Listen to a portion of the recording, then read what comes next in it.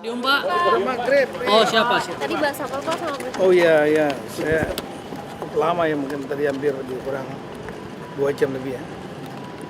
Ya intinya saya melapor kepada beliau mengenai masalah yang memang saya dikasih tugas yang rutin oleh beliau untuk menjaga inflasi di daerah, dan saya melaporkan bahwa inflasi kita di angka year on year-nya 2,86%, tapi year to date-nya 2,1%, artinya cukup terkendali baik, ya.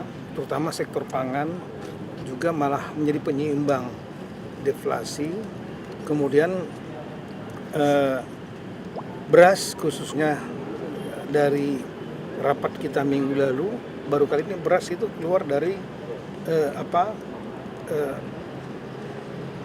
urutan daftar pangan yang biasanya bermasalah. Beras sangat bagus.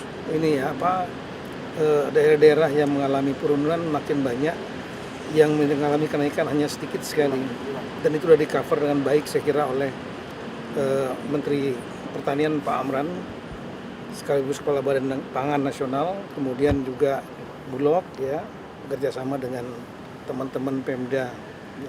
Kemudian yang memang agak sedikit naik adalah bawang merah, cabai, kemudian sedikit telur ayam ras ya. Nah, ini yang perlu untuk mensuplai terutama program MBG.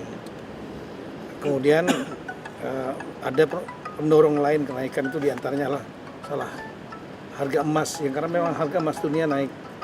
Ada situasi geopolitik, ada fenomena dedolarisasi misalnya ya.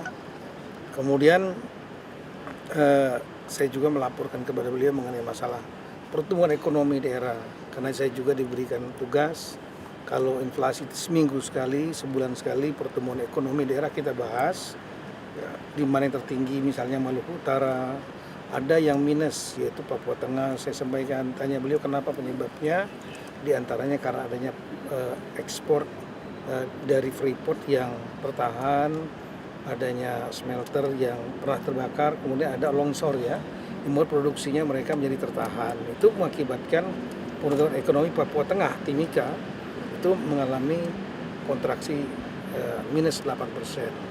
Tapi ada daerah lain yang tinggi. Jadi saya sampaikan ada pembalance-nya. Kemudian saya juga melaporkan kepada beliau mengenai masalah realisasi pendapatan belanja. Ini kan udah tanggal 24 November ya. Saya melapor data yang kemarin 23 November.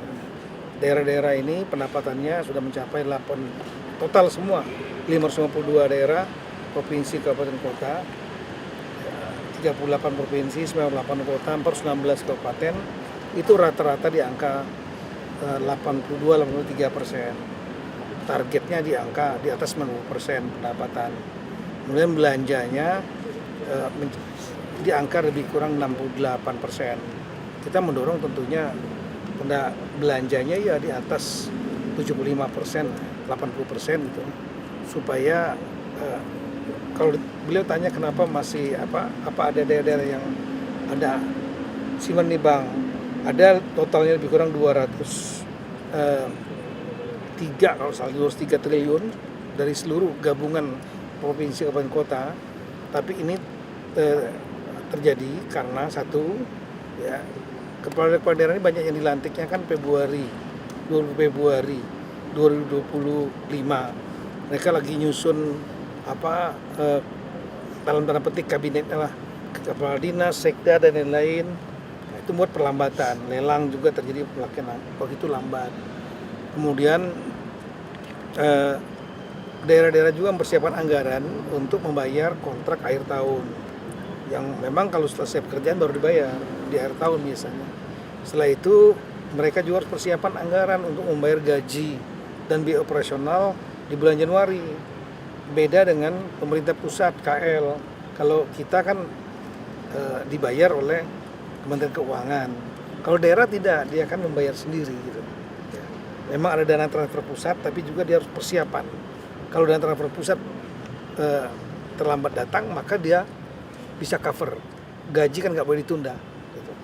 Nah itu di samping itu saya juga menyampaikan mengenai progres dukungan Kemendagri dalam MBG di daerah terpencil khususnya, kemudian Koperasi Daerah Merah Putih, Koperasi Desa Merah Putih yang sedang tahap sekarang membangun mendata lahan bersama-sama dengan kita, dengan Kementerian Koperasi, kemudian Kementerian Desa, ATR BPN, dari Mabes TNI dan Agrinas. Nah kemudian saya juga menyampaikan kepada beliau mengenai situasi-situasi yang lain lah, ya, mengenai misalnya Komite Percepatan Pembangunan Papua yang sudah saya briefing 3 kali, dan saya minta kepada Bapak Presiden berkenan untuk menerima mereka sekaligus memberikan arahan kalau bisa serempak dengan para kepala daerah se-Papua dalam rangka percepatan pembangunan itu, supaya komite ini memiliki mandat, memiliki power, bersama juga dengan KL, kementerian lembaga yang memiliki program di Papua, mendapat arahan dari Bapak Presiden, sehingga Papua ini betul-betul dapat dipercepat, kita dorong percepat pembangunannya. Saya kira itu. Pak, tadi kan sama Kemenkyu juga Pak, sama BRIN juga. Iya, sama, BRIN. Kita sama Kemendagri. BRIN umum beliau menyampaikan bagaimana tadi nggak ditanyakan langsung ke BRIN. Ya intinya kalau yang tadi ya, yang saya dengar beliau ingin BRIN ini betul-betul bergerak di bidang riset dan teknologi.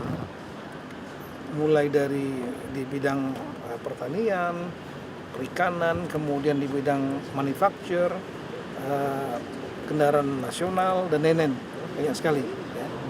Nah, dengan Kementerian Keuangan ya, diantaranya kita membahas mengenai satu yang saya minta ya, yaitu mengenai adik-adik kita yang dari Papua yang sekarang mereka kuliah di luar negeri. Kalau salah jumlahnya 300 lebih, itu ada di Amerika, di Australia dan lain-lain. Data kami adalah 56 orang yang belum selesai, belum dibayar, dan sering terlambat dibayar dari Pemda.